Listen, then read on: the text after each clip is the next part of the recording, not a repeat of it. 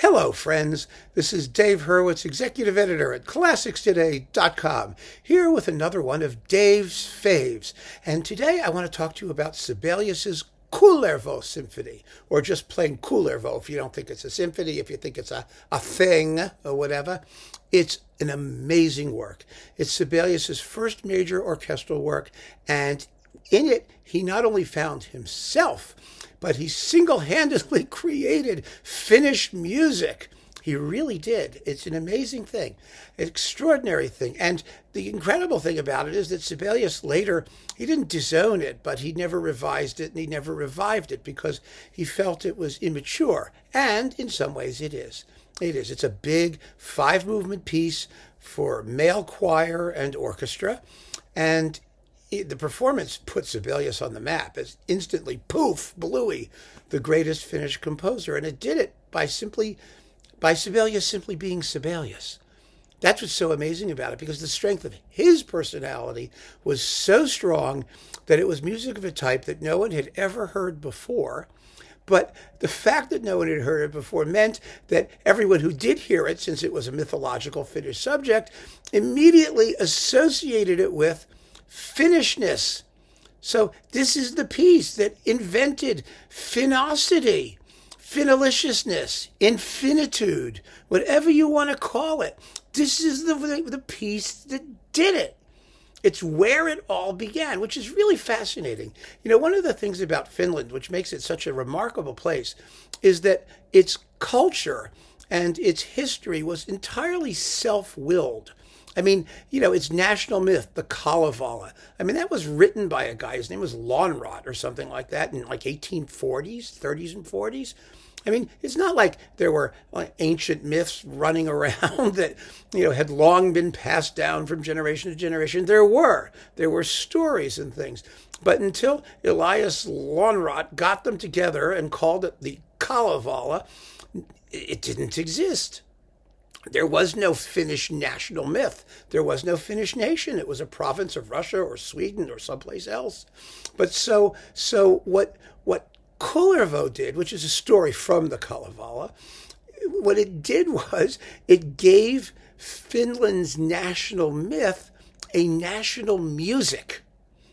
And it's really fascinating because I've listened to quite a bit of Finnish folk music, and none of it sounds anything like Sibelius's mythological setting. He just invented it. He invented the language out of whole cloth. Nowhere more so than in the second movement, which is Kullervo's youth, which was terribly sad. I mean, it's a very, very, very grim story, the story of Kullervo. I mean, his family is, he thinks, you know, murdered by his relatives, and he goes and kills everybody, and they all kill him, and he kills them, and then he accidentally has sex with his own sister, and she commits suicide, and he has a conversation with his sword, which talks back to him, and then he falls on it, and oh, it's just a mess. It's really a mess. His life is terribly tragic. And in Kullervo's youth, you get that sense. It's actually a lullaby, supposedly sung by his mother, or, you know, no one's quite sure exactly what Sibelius had in mind, but it is the most captivating, haunting, completely unlike anything anyone else wrote, timeless, mythological, primal. I mean, it has all those qualities. It's so extraordinary, and Sibelius achieves it with the simplest means by the use of what they call diatonic dissonance, more or less, which is dissonant notes within a key. That is, you stick to the notes of the key, but, you know, they clash because, you know, if you have a scale of 8 notes, if you played them all simultaneously, they go, you know, they clash.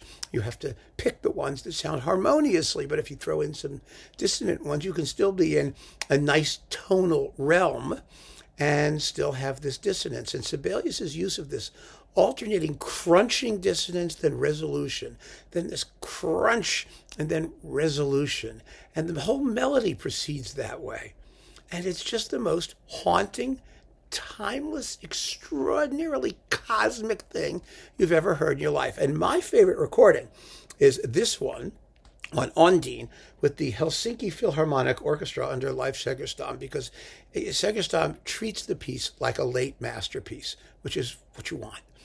he cares so much about things like the string articulation, the sound of the male choir, which is fabulous. YL male choir, male voice choir, they're amazing. And you've got two fabulous soloists, Soile Isokoski and Tommi Hakala. They're great. But listen to this bit, this opening minute or so of Sibelius's youth. Kullervo's youth. It's Sibelius's youth too, but it's Kullervo's youth. This is the piece that you listen to it and you just go, oh yeah, something miraculous has just happened. And here it is.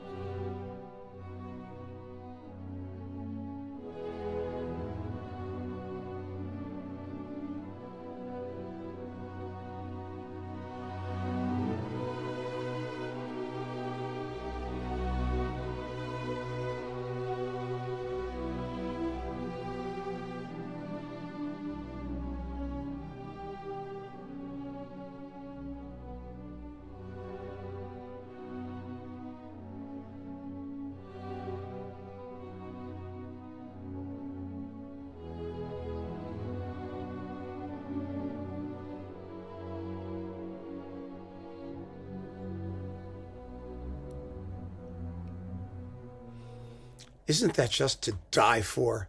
If Sibelius had dropped dead the week after he wrote this, and this is all that's left, we still would have had the beginning of Finnish music and one of the great voices of romantic nationalism, one of the most unique and personal and characterful musical idioms. Oh my God, it's just wonderful. So, I adore Kullervo. I really do. I just love the whole piece. It's so exciting. If you think that the middle movement, Kullervo and his sister, which is where he does the dirty deed and then they sing to each other and then she kills herself and he yells a lot. That's 25 minutes long. And if you think 25 minutes of a male voice choir yelling at you in Finnish is going to be dull or intimidating, think again. It is the most wonderfully primal, invigorating, virile, just fabulous music. It's absolutely extraordinary. So the reason I wanted to talk about it as part of this Dave's Faves and not do the more popular Sibelius stuff, which eventually we'll get to because I have a fave of everything. I did, the Second Symphony already, the cell recording, of course. But I'm back with Sibelius again because I just adore Kullervo. It was such a discovery. I remember it so vividly. Of course, it was the Berglund recording because that was the only one for a million years, and which is excellent, by the way. The one with Bournemouth, on Warner, which is fantastic. It's absolutely fantastic. There's nothing wrong with it, and to learn after hearing the numbered Sibelius symphonies that there was this big 70-minute long choral extravaganza that nobody knew, and you go and you get it, and you go, oh, wow, you've really discovered something. That's how I felt. But this recording, just in terms of sonics and the intensity of the playing and the familiarity of everybody with the idiom and the language, you just can't beat it. It's just unbelievably fabulous. So, on Ondine Records, Sibelius's Kullervo with the Helsinki Philharmonic Orchestra, the YL Male Voice Choir, Soile Isokoski, Tommi Hakala, and Leif Segerstam. It's the Kullervo to end all Kullervos. It's just tremendous. So keep on listening, my friends. Thanks so much for joining me. Take care.